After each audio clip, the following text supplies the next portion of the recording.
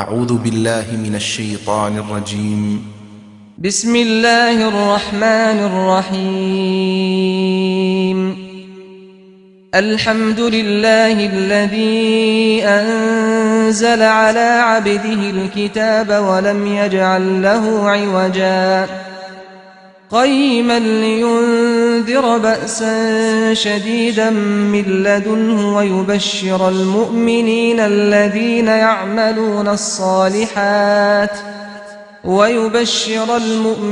الذين يعملون الصالحات أن لهم أجرا حسنا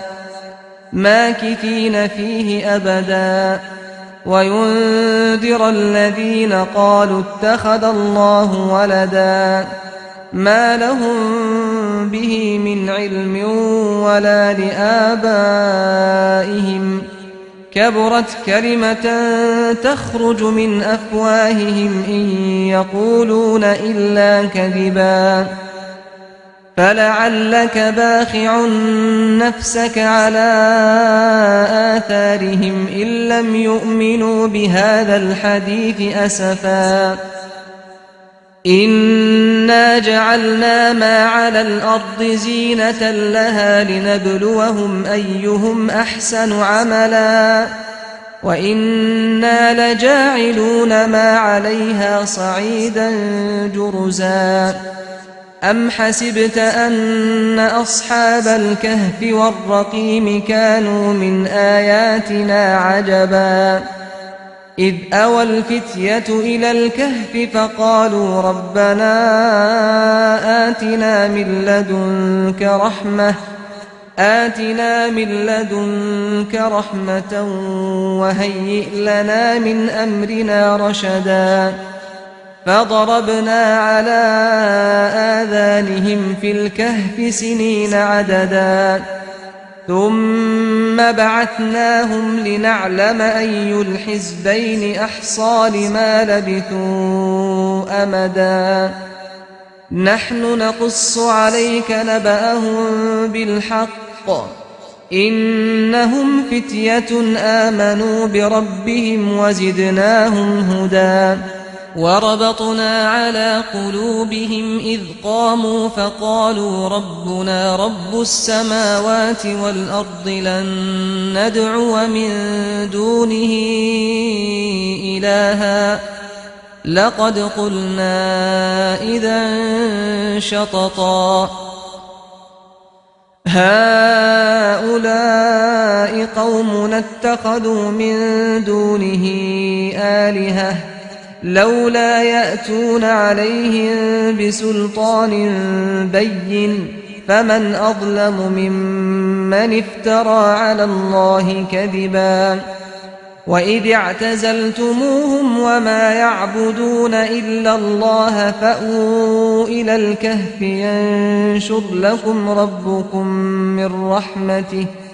ينشر لكم ربكم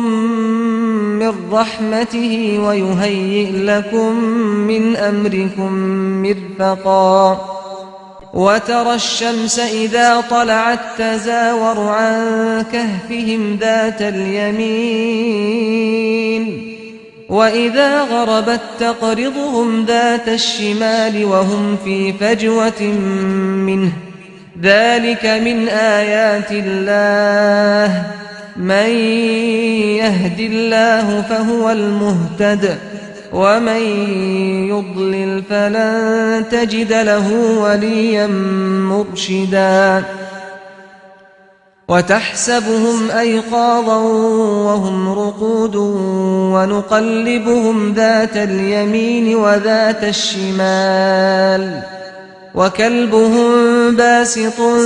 ذراعيه بالوصيد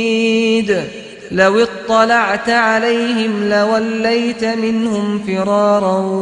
ولملئت منهم رعبا وكذلك بعثناهم ليتساءلوا بينهم قال قائل منهم كم لبثتم قالوا لبثنا يوما أو بعض يوم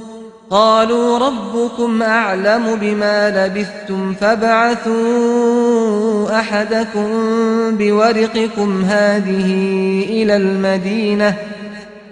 إلى المدينة فلينظر أيها أزكى طعاما فليأتكم برزق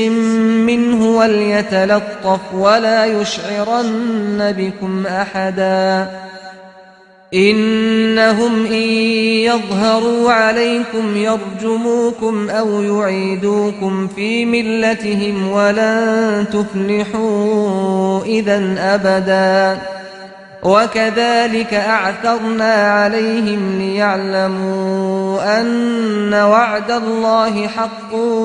وأن الساعة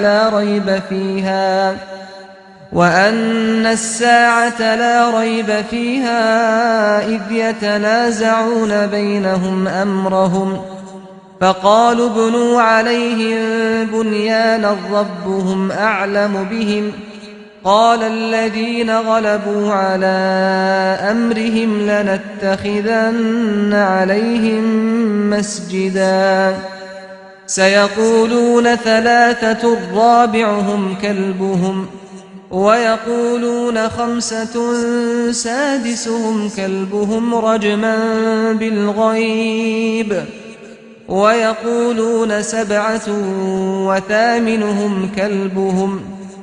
قل ربي أعلم بعدتهم ما يعلمهم إلا قليل فلا تمار فيهم إلا مراء ظاهرا ولا تستفت فيهم منهم أحدا ولا تقولن لشيء إني فاعل ذلك غدا إلا أن يشاء الله واذكر ربك إذا نسيت وقل عسى أن يهديني ربي لأقرب من هذا رشدا ولبثوا في كهفهم 300 سنين وازدادوا 9 قل الله أعلم بما لبثوا له غيب السماوات والأرض أبصر به وأسمع ما لهم من دونه من ولي ولا يشرك في حكمه أحدا واتل ما أوحي إليك من كتاب ربك لا مبدل لكلماته ولن تجد من دونه ملتحدا واصبر نفسك مع الذين يدعون ربهم بالغداة والعشي يريدون وجهه ولا تعد عيناك عنهم تريد زينة الحياة الدنيا ولا تطع من أغفلنا قلبه عن ذكرنا واتبع هواه وكان أمره فرطا وقل الحق من ربكم فمن شاء فليؤمن ومن شاء فليكفر إنا أعتدنا للظالمين نارا أحاط بهم سرادقها وإن يستغيثوا يغاثوا بماء كالمهل يشوي الوجوه بئس الشراب وساءت مرتفقا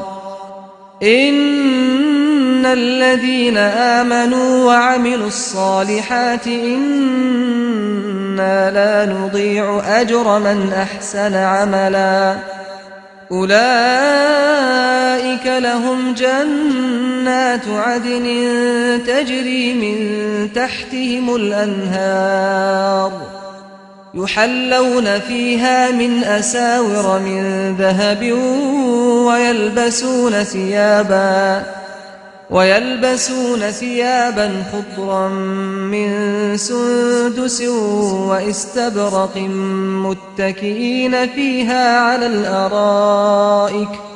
نعم الثواب وحسنت مرتفقا واضرب لهم مثل الرجلين جعلنا لأحدهما جنتين من أعناب وحففناهما بنخل وجعلنا بينهما زرعا كلتا الجنتين آتت أكلها ولم تظلم منه شيئا وفجرنا خلالهما نهرا وكان له ثمر فقال لصاحبه وهو يحاوره أنا أكثر منك مالا وأعز نفرا ودخل جنته وهو ظالم لنفسه قال ما أظن أن تبيد هذه أبدا وما أظن الساعة قائمة ولئن رددت إلى ربي لأجدن خيرا منها منقلبا قال له صاحبه وهو يحاوره أكفرت بالذي خلقك من تراب ثم من نطفة ثم سواك رجلا لكن هو الله ربي ولا أشرك بربي أحدا ولولا إذ دخلت جنتك قلت ما شاء الله لا قوة إلا بالله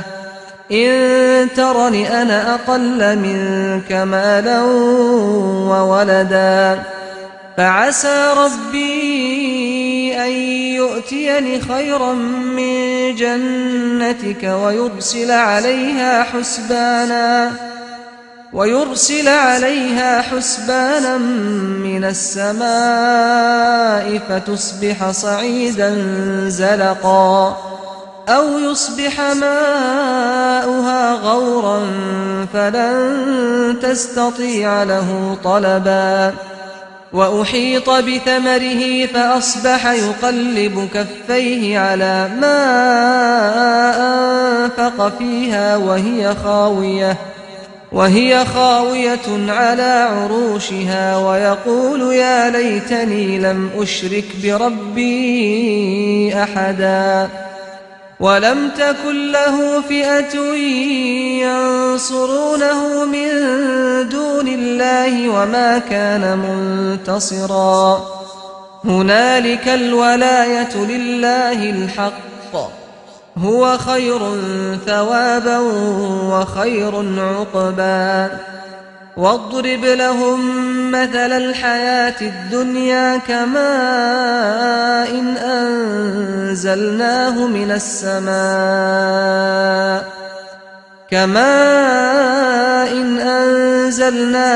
السماء فاختلط به نبات الأرض فأصبح هشيما تذروه الرياح وكان الله على كل شيء مقتدرا المال والبنون زينة الحياة الدنيا والباقيات الصالحات خير عند ربك ثوابا وخير أملا ويوم نسير الجبال وترى الأرض بارزة وحشرناهم فلم نغادر منهم أحدا وعرضوا على ربك صفا لقد جئتمونا كما خلقناكم أول مرة بل زعمتم أن لن نجعل لكم موعدا ووضع الكتاب فترى المجرمين مشفقين مما فيه ويقولون يا ويلتنا ما لهذا الكتاب لا يغادر صغيرة ولا كبيرة إلا أحصاها ووجدوا ما عملوا حاضرا ولا يظلم ربك أحدا وإذ قلنا للملائكة اسجدوا لآدم فسجدوا إلا إبليس كان من الجن ففسق عن أمر ربه أفتتخذونه وذريته أولياء من دوني وهم لكم عدو بئس للظالمين بدلا ما أشهدتهم خلق السماوات والأرض ولا خلق أنفسهم وما كنت متخذ المضلين عضدا ويوم يقول نادوا شركائي الذين زعمتم فدعوهم فلم يستجيبوا لهم وجعلنا بينهم موبقا ورأى المجرمون النار فظنوا أنهم مواقعوها ولم يجدوا عنها مصرفا ولقد صرفنا في هذا القرآن للناس من كل مثل وكان الإنسان أكثر شيء جدلا وما منع الناس أن يؤمنوا إذ جاءهم الهدى ويستغفروا ربهم إلا أن تأتيهم سنة الأولين أو يأتيهم العذاب قبلا وما نرسل المرسلين إلا مبشرين ومنذرين ويجادل الذين كفروا بالباطل ليدحضوا به الحق واتخذوا آياتي وما أنذروا هزوا ومن أظلم ممن ذكر بآيات ربه فأعرض عنها ونسي ما قدمت يداه إنا جعلنا على قلوبهم أكنة أن يفقهوه وفي آذانهم وقرا وإن تدعهم إلى الهدى فلن يهتدوا إذا أبدا وربك الغفور ذو الرحمة لو يؤاخذهم بما كسبوا لعجل لهم العذاب بل لهم موعد لن يجدوا من دونه موئلا وتلك القرى أهلكناهم لما ظلموا وجعلنا لمهلكهم موعدا وإذ قال موسى لفتاه لا أبرح حتى أبلغ مجمع البحرين أو أمضي حقبا فلما بلغا مجمع بينهما نسيا حوتهما فاتخذ سبيله في البحر سربا فلما جاوزا قال لفتاه آتنا غداءنا لقد لقينا من سفرنا هذا نصبا قال أرأيت إذ أوينا إلى الصخرة فإني نسيت الحوت وما أنسانيه إلا الشيطان أن أذكره واتخذ سبيله في البحر عجبا قال ذلك ما كنا نبغي فارتدا على آثارهما قصصا فوجدا عبدا من عبادنا آتيناه رحمة من عندنا وعلمناه من لدنا علما قال له موسى هل أتبعك على أن تعلمني مما علمت رشدا قال إنك لن تستطيع معي صبرا وكيف تصبر على ما لم تحط به خبرا قال ستجدني إن شاء الله صابرا ولا أعصي لك أمرا قال فإن اتبعتني فلا تسألني عن شيء حتى أحدث لك منه ذكرا فانطلقا حتى إذا ركبا في السفينة خرقها قال أخرقتها لتغرق أهلها لقد جئت شيئا إمرا قال ألم أقل إنك لن تستطيع معي صبرا قال لا تؤاخذني بما نسيت ولا ترهقني من أمري عسرا فانطلقا حتى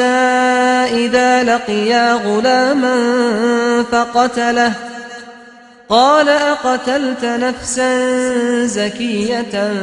بغير نفس لقد جئت شيئا نكرا قال ألم أقل لك إنك لن تستطيع معي صبرا قال إن سألتك عن شيء بعدها فلا تصاحبني قد بلغت من لدني عذرا فانطلقا حتى إذا أتيا أهل قرية استطعما أهلها فأبوا أن يضيفوهما فوجدا فيها جدارا يريد أن ينقض فأقامه قال لو شئت لاتخذت عليه أجرا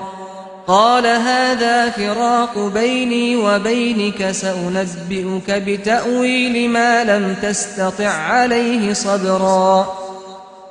أما السفينة فكانت لمساكين يعملون في البحر فأردت أن أعيبها وكان وراءهم ملك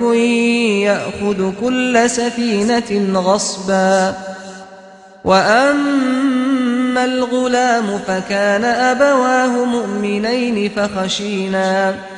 فخشينا أن يرهقهما طغيانا وكفرا فأردنا أن يبدلهما ربهما خيرا منه زكاة وأقرب رحما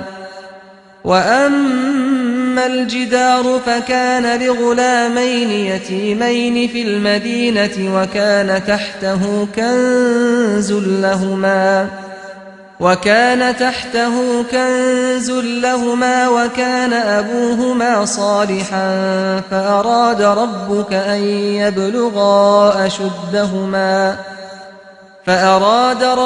أن يبلغا أشدهما ويستخرجا كنزهما رحمة من ربك وما فعلته عن أمري ذلك تأويل ما لم تسطع عليه صبرا ويسألونك عن ذي القرنين قل سأتلو عليكم منه ذكرا إنا مكنا له في الأرض وآتيناه من كل شيء سببا فأتبع سببا حتى إذا بلغ مغرب الشمس وجدها تغرب في عين حمئة ووجد عندها قوما قلنا يا ذا القرنين إما أن تعذب وإما أن تتخذ فيهم حسنا قال أما من ظلم فسوف نعذبه ثم يرد إلى ربه فيعذبه عذابا نكرا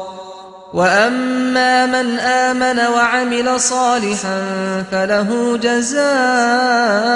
الحسنى وسنقول له من أمرنا يسرا ثم أتبع سببا حتى إذا بلغ مطلع الشمس وجدها تطلع على قوم لم نجعل لهم من دونها سترا كذلك وقد أحطنا بما لديه خبرا ثم أتبع سببا حتى إذا بلغ بين السدين وجد من دونهما قوما لا يكادون يفقهون قولا قالوا يا ذا القرنين إن يأجوج ومأجوج مفسدون في الأرض فهل نجعل لك خرجا على أن تجعل بيننا وبينهم سدا قال ما مكني فيه ربي خير فأعينوني بقوة أجعل بينكم وبينهم ردما آتوني زبر الحديد حتى إذا ساوى بين الصدفين قال انفخوا حتى إذا جعله نارا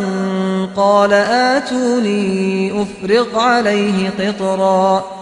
فما استطاعوا أن يظهروه وما استطاعوا له نقبا قال هذا رحمة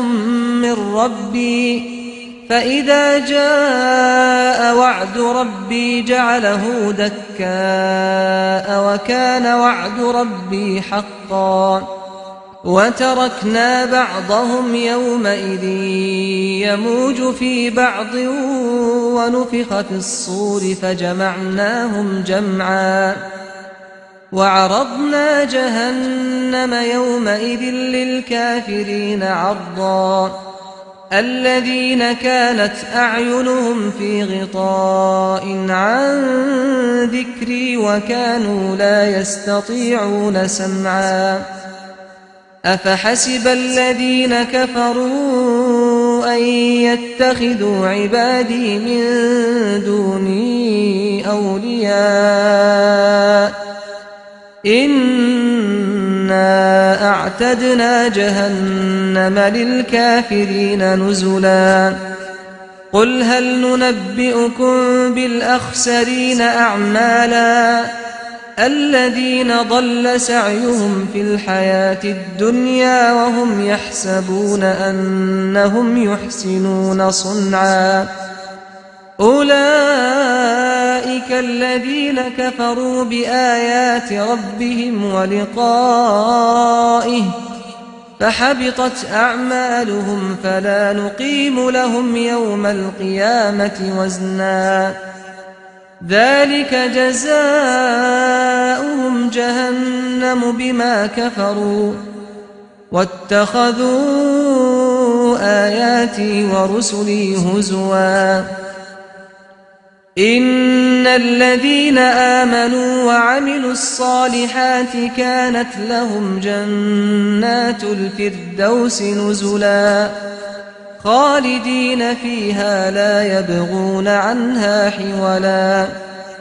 قل لو كان البحر مدادا لكلمات ربي لنفد البحر قبل أن تنفد كلمات ربي ولو جئنا بمثله مددا قل إنما أنا بشر مثلكم يوحى إلي أنما إلهكم إله واحد فمن كان يرجو لقاء ربه فليعمل عملا صالحا ولا يشرك بعبادة ربه أحدا